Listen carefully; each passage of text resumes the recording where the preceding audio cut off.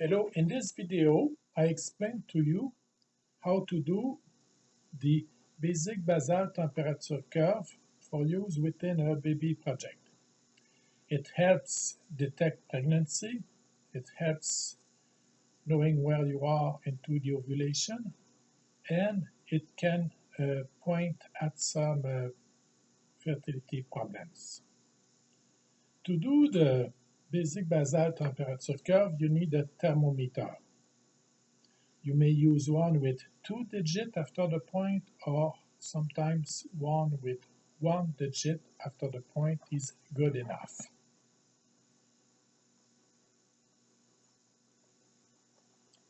You take the temperature in the mouth in the morning before sitting in bed, because when you sit in bed, your body starts to raise the temperature.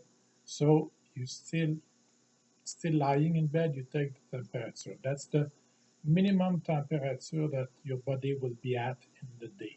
It's the basal temperature. You take note of it within an application in your phone or on a sheet of paper. On a sheet of paper,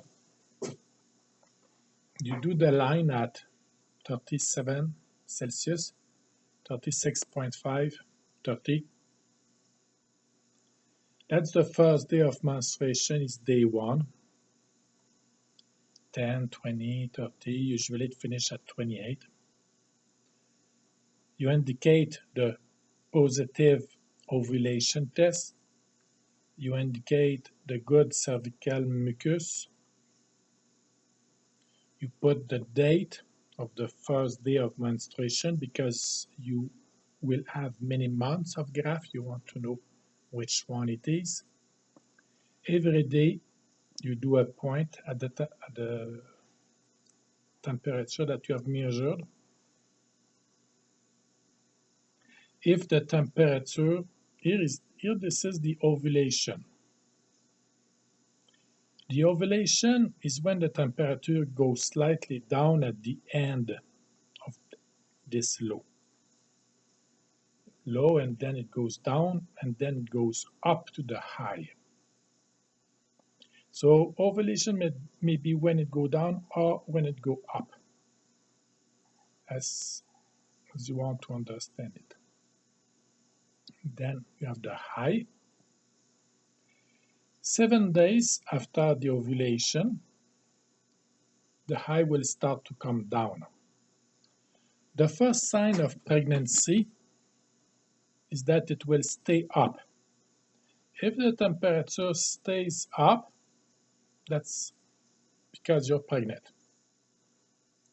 If the temperature stays up for a while and start to drop, and finally you get the menstruation, let's say at day 33, 5 days late, it's because it tried to hang on, but it was not able to hang on. You have a positive pregnancy test, but the menstruation came, evacuated everything. So when the menstruation comes, you have your first day of the next cycle. But if it came 5 days late, maybe the cycle started 5 days earlier. We define the cycle as the first day of menstruation, so we will keep it as 1, but we will remember that the ovulation can come earlier than we would have expected using that day 1. It's because when it go down, the progesterone go down, and when progesterone go down, it provokes menstruation.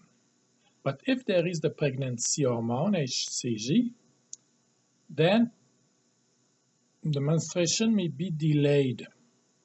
But since progesterone is down and estrogen is going up, the next ovulation is starting to prepare.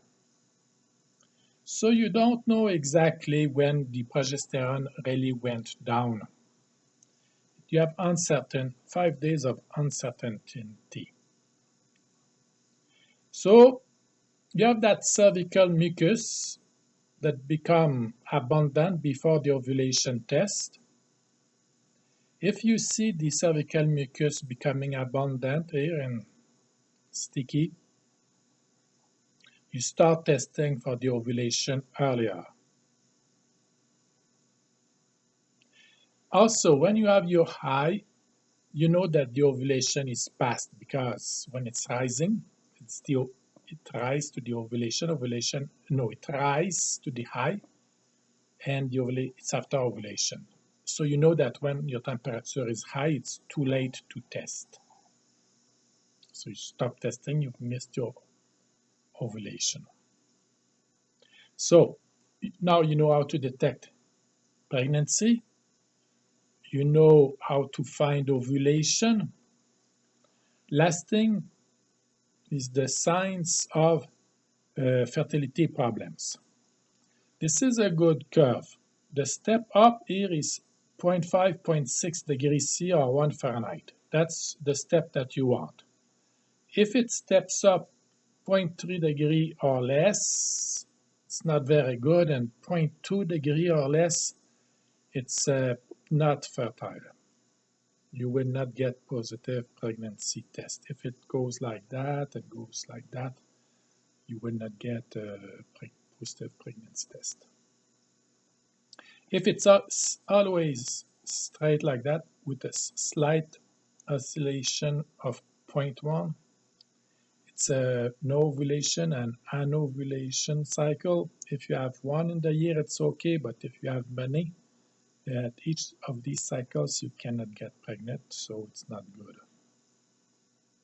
If the oscillation is quite large, like 0.5, like that all the time, that's a sign of an estrogen problem, and you will not ovulate and never get positive pregnancy test. If it goes up slowly, that's going up fast, but it could go up faster. If it go up slowly, it's a sign of deficiency in progesterone. You lack progesterone. If you lack progesterone, you will have positive pregnancy test, but it will not hold. Earlier, I was speaking of the temperature that stays up and falls. That's a sign of uterine fibrosis. Uterine fibrosis is usually not a big problem. You just keep on and you hope that the baby will try to nest at the right place. But if the problem is progesterone, it's a little bit more complicated. The temperature curve will allow you to see if it's more likely a uterine problem, fibrosis, a uterine fibrosis problem, or a progesterone problem. So the temperature curve can give you a clue.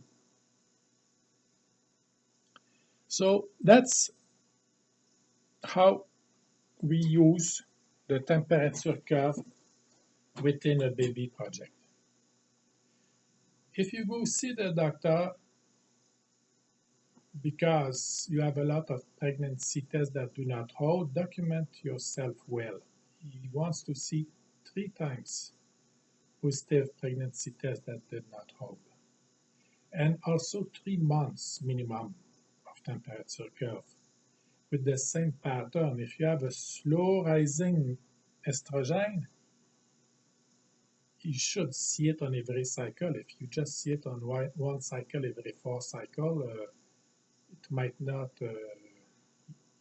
get treated. But if you get it at each cycle, then he will investigate your hormones and do what's necessary to do. So you have to do many months of a basic basal temperature curve to bring that to your doctor. And if you get a cold and fever, you will waste that month. So start to do it ahead. Usually, you do not start that at the beginning of a baby project.